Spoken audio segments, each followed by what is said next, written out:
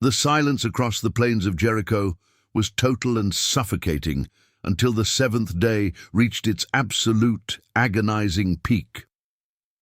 While 7 priests paced in front of the ark with 7 ram's horn trumpets gripped in their sweating palms, the soldiers of Israel moved in a quiet, synchronized orbit that felt more like the slow tightening of a noose than a military maneuver.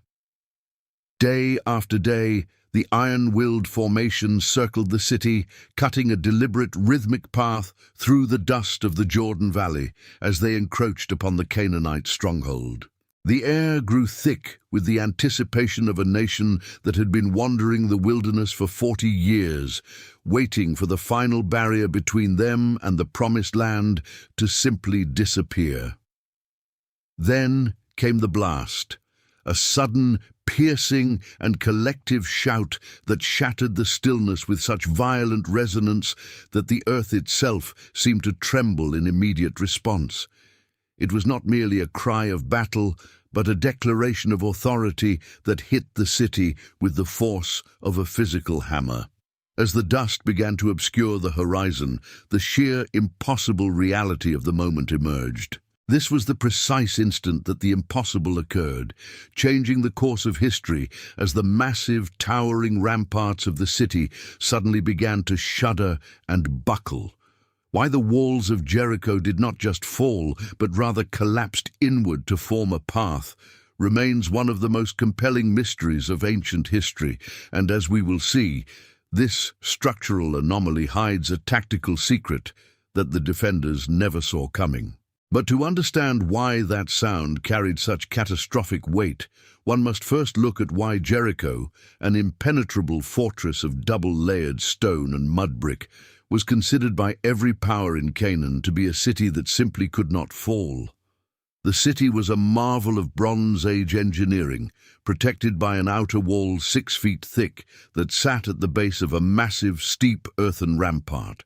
Above this stood the primary inner wall, a daunting 12-foot-thick defensive monolith that reached toward the sky, effectively making any conventional assault an exercise in suicide for an attacking army.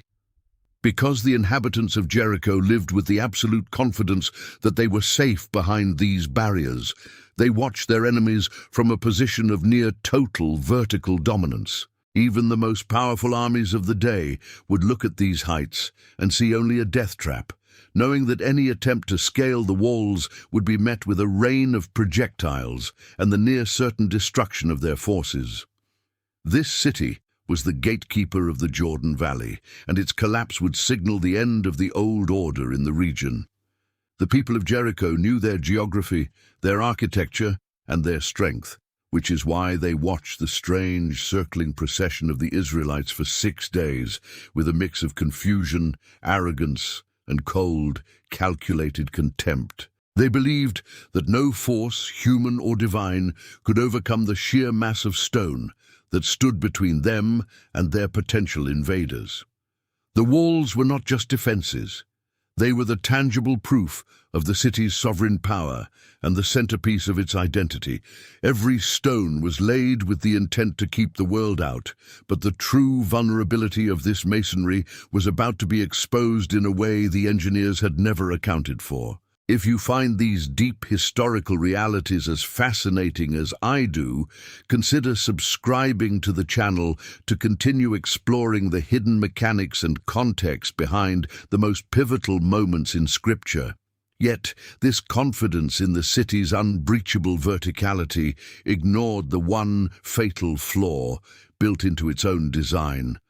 The way those massive walls were engineered to handle pressure, which, under the right conditions, would inevitably turn them into the very path the invaders needed to cross. The walls were constructed using a technique that prioritized stability against normal, horizontal forces, but they were remarkably vulnerable to a sudden, intense vibration that could disrupt the foundation of the mud brick masonry.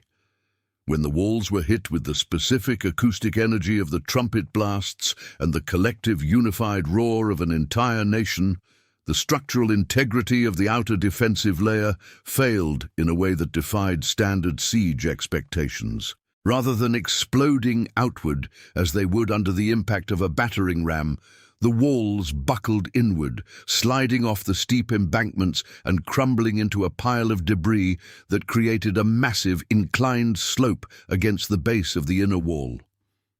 This was the moment where the defensive architecture of Jericho betrayed its own creators. The builders had designed these walls to keep enemies at a distance, but they had inadvertently created a bridge that allowed those same enemies to walk right over the threshold of the city. While the debris did not pile up into a barricade, it flattened into a ramp that neutralized the vertical advantage of the high inner wall entirely. The soldiers of Israel did not have to climb or scale a precipice. They simply marched up the natural incline that the collapse had provided, turning the city's greatest protection into the very ladder that facilitated its own capture. Moving with relentless precision, the infantry flowed up the newly formed slopes, surging forward to claim the heart of the city that had once defied their entry.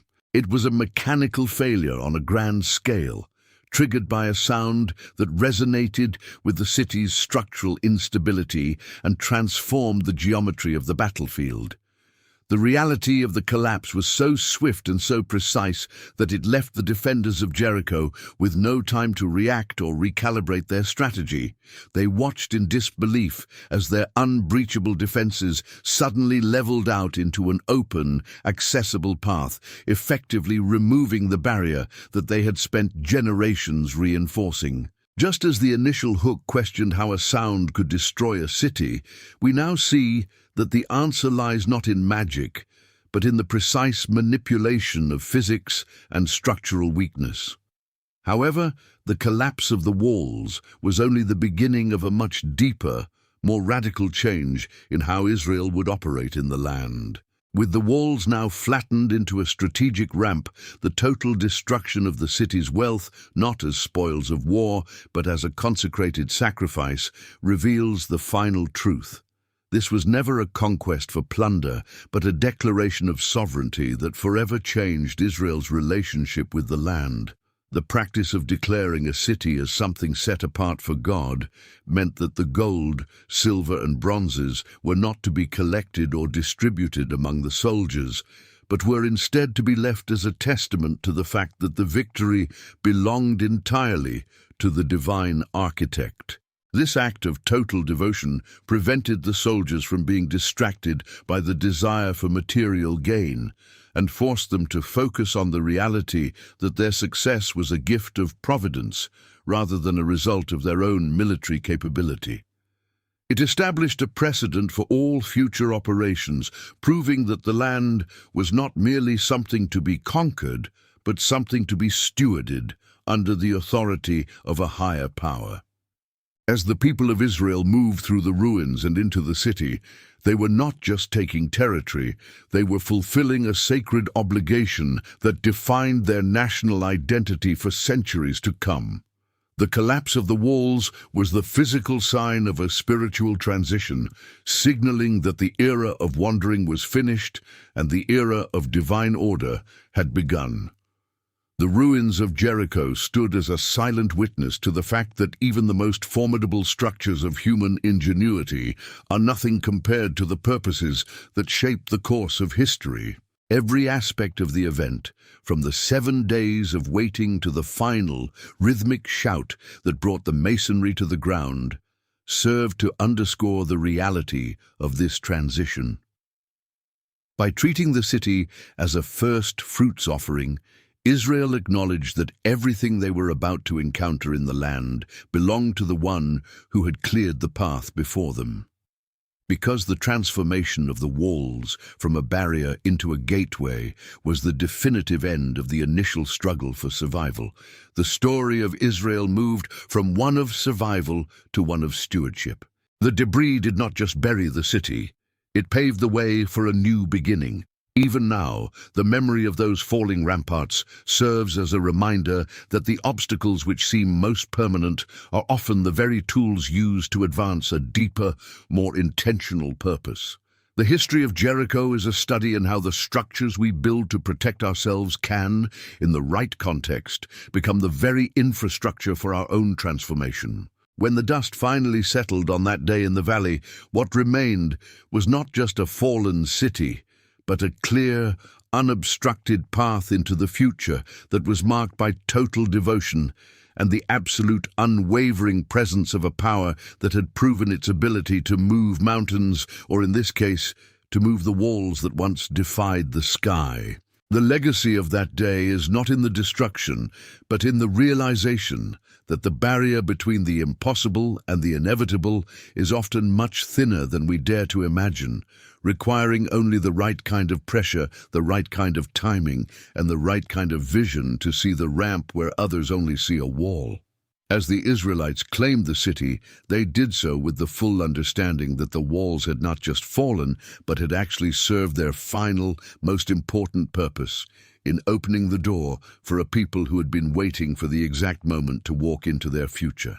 It was a victory defined by the total alignment of the physical, the spiritual, and the tactical, creating a legacy that would continue to echo through the hills and valleys of the Promised Land long after the stone of Jericho had turned to dust.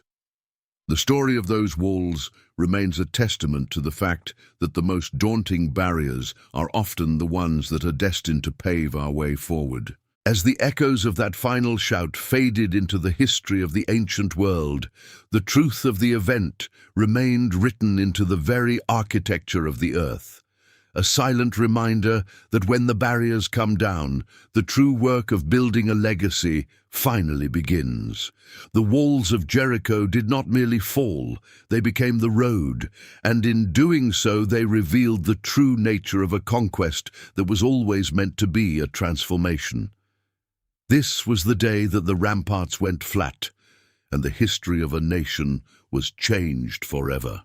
Before you go, leave a comment below and let me know. In your own life, have you ever seen an obstacle you feared turn into a path of unexpected opportunity? We are left with the profound assurance that when the path is finally open, the true design of the architect is revealed in the quiet aftermath of the collapse.